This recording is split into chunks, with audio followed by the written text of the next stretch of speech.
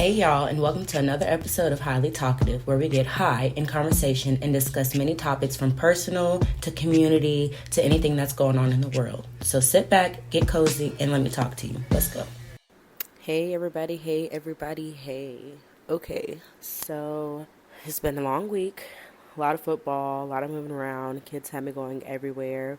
But I think what I really want to focus on when it comes to this episode is really mental health. I don't think we really stress, well, I know people stress the importance of like mental health and finding that outlet or finding somebody that you can talk to because everybody needs somebody to talk to. Well, I finally went out and I found me a therapist. I cannot wait to finally like connect with her and see like if she's the perfect fit, because there's just so much, like I said, that I've been going through that I feel like I could really use a therapist for.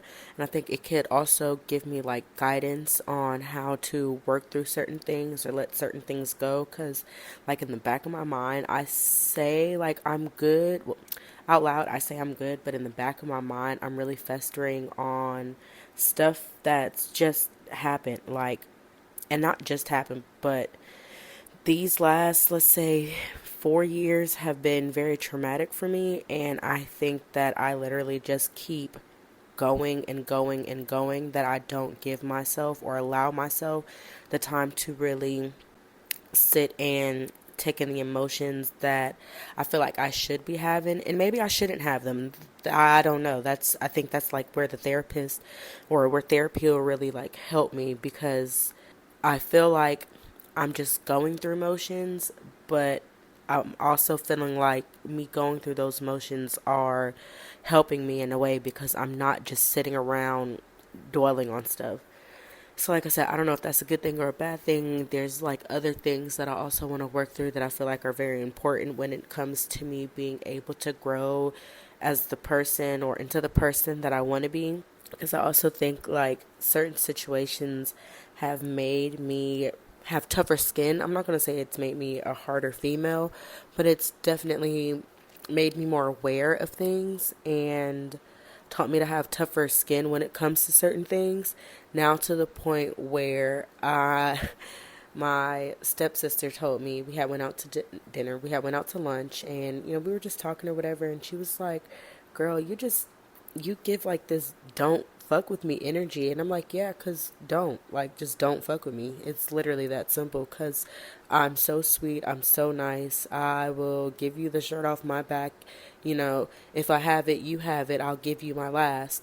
But don't take me for granted. Don't play in my face. Like, I've been there, I've done that. I don't like that feeling, so I'm not going to allow anybody else to even slightly put me in that mind space again. And I think that has developed me to give off that energy, as in, don't fuck with me, but I also mean that energy.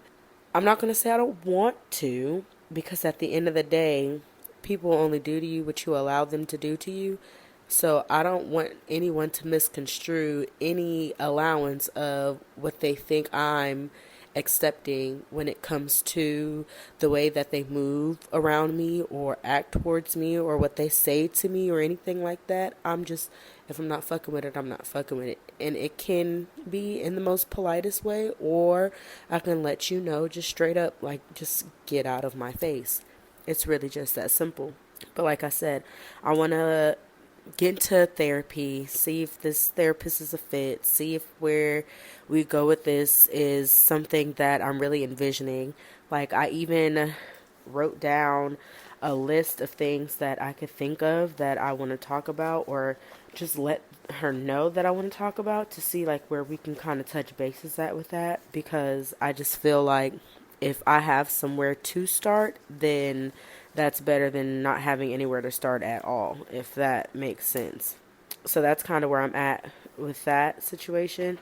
I do know that I'm going to try and get into the gym tonight, or early this morning. It's like 11:30 my time at night, so I probably really won't get to the gym until like 12, 1 o'clock, depending on when my brother-in-law calls me, and if I'm really still up after I record this podcast. It really just all depends, but I'm really just trying to stay active as much as possible.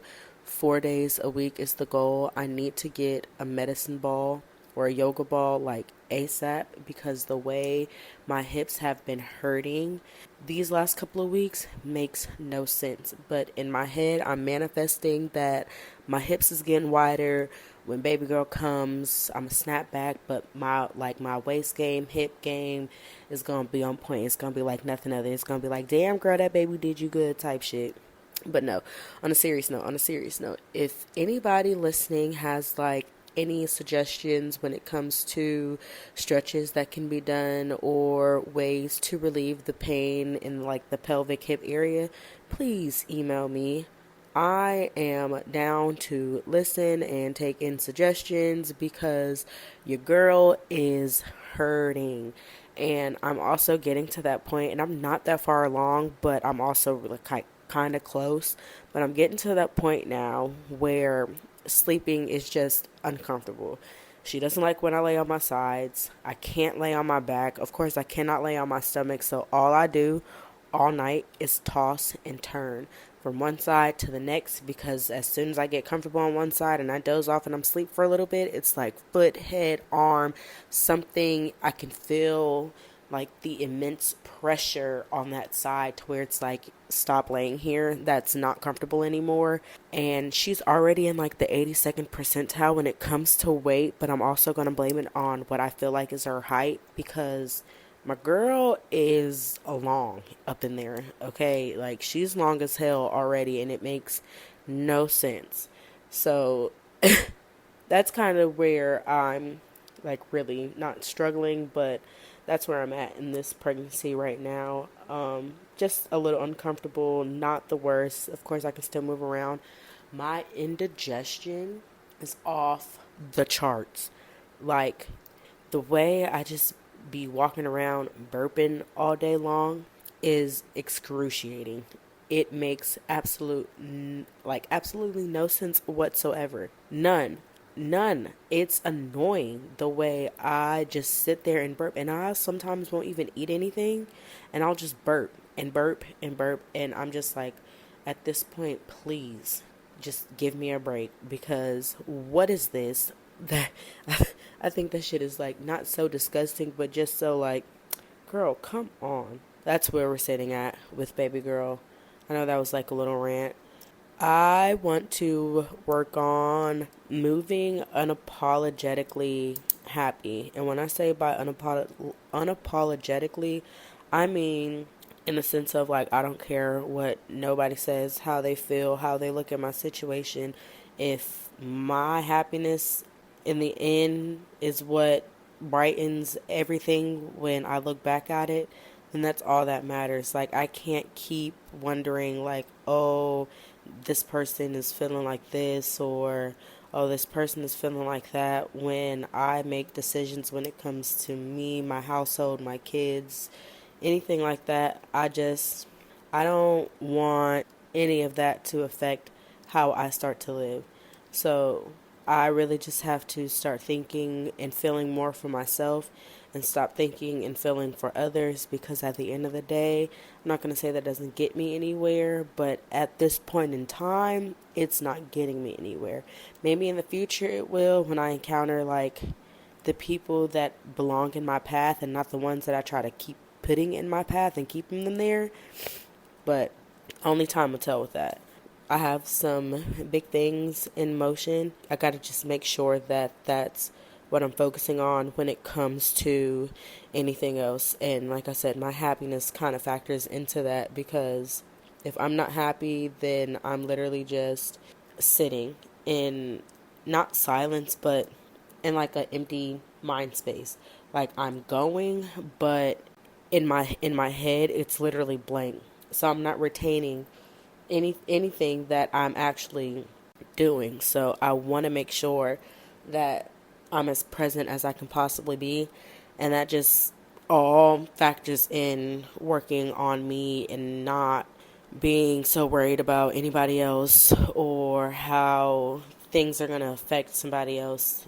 I need to worry about how they're going to affect me, my kids, my future, and that's really it. Yeah, so I think I'm gonna cut it there. This episode wasn't as long as I wanted it to be, but I think it really put out the gist of everything that I wanted to talk about. I think on my next episode, I'm really gonna try to have a guest speaker on there. What we're going to talk about, I have no clue. So if anybody has any suggestions, like always, I tell you guys, please email me at highlytalkative@gmail.com.